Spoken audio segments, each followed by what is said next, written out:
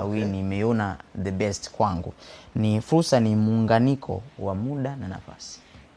Muda na nafasi. Sasa hapo unamaanisha nini? Maana mimi umeniacha kabisa. Sasa nataka tujikite zaidi kwenye kipengele hapa. Na hiki ni kitabu nimekiandika. Muda na nafasi. Ukiunganisha muda na nafasi utagundua ndio natengeneza fursa. Kivipi? Kuna mchakato huko ndani ya muda. Ukitaka upate nafasi fulani, ni lazima uwekeze kwenye huo muda wako ili kutengeneza nafasi. Nafasi hazipatikani, nafasi zinatengenezwa.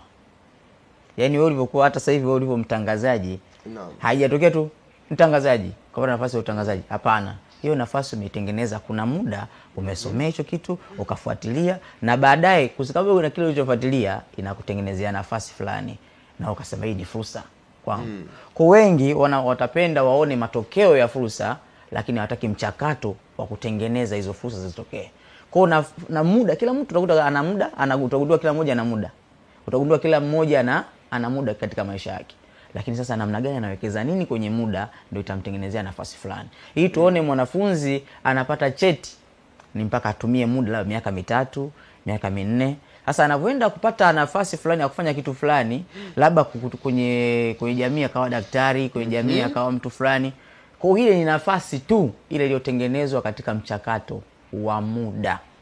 Kwa maana yake nini unachokifanya kwenye muda ndio kinatengeneza nafasi.